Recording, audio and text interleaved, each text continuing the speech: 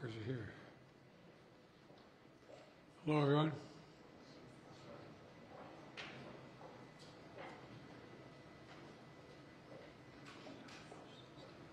Got everybody? Well, good afternoon. And this is a very good afternoon. A very good afternoon. Today we're bringing home Paul, Evan, Alsu, Vladimir. 3 American citizens and 1 American green card holder. All 4 have been imprisoned unjustly in Russia. Paul for nearly 6 years. Vladimir since 2022. Evan since March of 2023. And Alsu since October of 2023. Russian authorities arrested them, convicted them in show trials, and sentenced them to long prison terms with absolutely no legitimate reason whatsoever, none. Paul, a former Marine, was in Russia for a wedding. Evan, a journalist with a Russian, in Russia, was in Russia, assigned by the Wall Street Journal. Alsu, also a journalist, was in Russia to see family. All 3 falsely accused of being spies. And Vladimir was a Russian citizen by birth and holds an American green card. He's a Pulitzer Prize-winning journalist and was a pallbearer at my friend John McCain's funeral with me. He spoke out against Putin's regime. And for that, he was convicted of treason. And now, their brutal ordeal is over, and they're free. Moments ago, the families and I were able to speak to them on the telephone from the Oval Office. They're out of Russia. Earlier today, they were flown to Turkey, and soon they'll be wheels up on their way home to see their families. This is an incredible relief for all the family members gathered here. It's relief to the friends and colleagues all across the country who've been praying for this day for a long time. The deal that made this possible was a feat of diplomacy and friendship. Friendship. Multiple countries helped get this done. They joined the difficult, complex negotiations at my request, and I personally thank them all again. And I've thanked them personally, and I'll thank them again. All told, Russia has released 16 prisoners. 8 Russians who are being held in the West will be sent home as well. These 16 prisoners from Russia that Russia has released include 4 Americans, 5 Germans, 7 Russian citizens who are political prisoners in their own country. One of those Russians runs a human rights organization, Memorial, which won a Nobel Prize in 2022.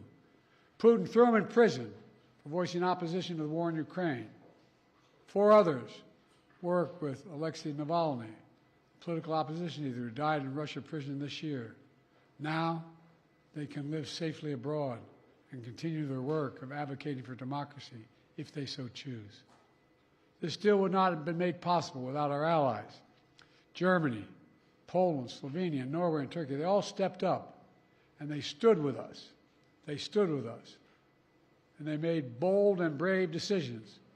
Released prisoners being held in their countries who are justifiably being held, and provided logistical support to get the Americans home.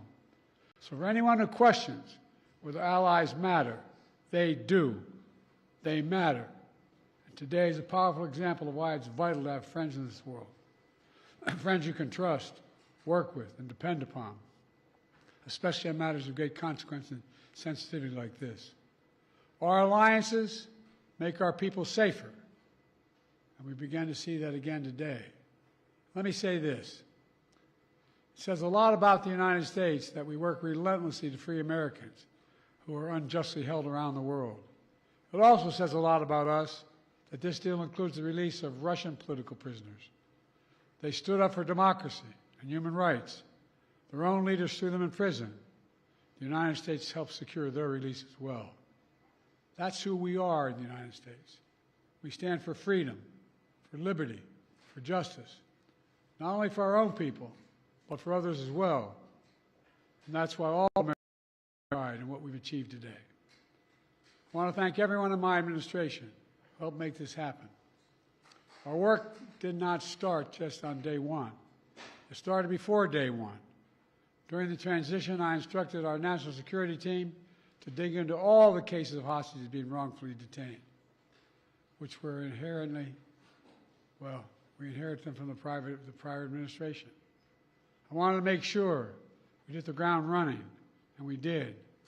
As of today, my administration has brought home over 70 Americans who were wrongfully detained and held hostage abroad, many since before I took office. Additionally, I issued an executive order in 2022 authorizing penalties like sanctions and travel bans on those who hold Americans against their will. And my State Department has introduced new warnings for Americans about the risk of being wrongfully detained by a foreign government. Deals like this one come with tough calls, and there are never any guarantees. But there's nothing that matters more to me than protecting Americans at home and abroad. And so we'll continue to work for the release of all wrongfully detained Americans around the world. Let me end where I began, with Paul, Evan, and also Vladimir and their families. They never gave up hope. We can't imagine what they've been through, all of you. Matter of fact, this lady right here, I think, was living in the Oval Office with us for a while. All kidding aside, can't imagine their joy right now. They're home. Tomorrow's a big day, the 13th birthday of Miriam. Miriam, where are you? Come here. You all know we have a tradition in the Biden family. We sing happy birthday on any birthday. You ready? All of you. Happy birthday to you. Happy birthday to you. Happy birthday, dear Miriam. Happy birthday to you. Remember, no serious guys till you're 30. God love you. She's all Sue's daughter. Now she gets to celebrate with her mom. That's what this is all about. Families able to be together again, like they should have been all along. So I want to thank you again to everyone who did their part. In just a few hours, we'll welcome home our fellow Americans. We're looking forward to that. God willing, we're going to be out at Andrews and get that done. So thank you, thank you, thank you, and this is a good day. What did you say to them on the phone, sir? What did you say when they answered the phone on the other side? I said, welcome almost home. How do you countries, these so-called abductor states, from simply taking more Americans in order to get more of their prisoners home? How do you end these perverse incentives, sir? Well, we're advising people not to go certain places. Tell them what's at risk, what's at stake. Mr. President, these negotiations, and can you speak to the complexity of working with 6 countries to secure these releases? Well, look, I'm not going to take the time now, but I'll do this later in the week. I particularly owe a great sense of gratitude to the Chancellor.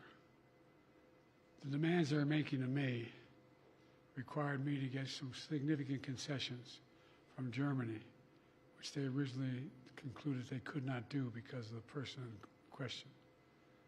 But everybody stepped up. Poland stepped up. Slovenia stepped up. Turkey stepped up. And it matters to have relationships. It really does. These things matter. Pardon me? Could this improve relations with Russia? Is there any avenue for that after this prisoner exchange deal?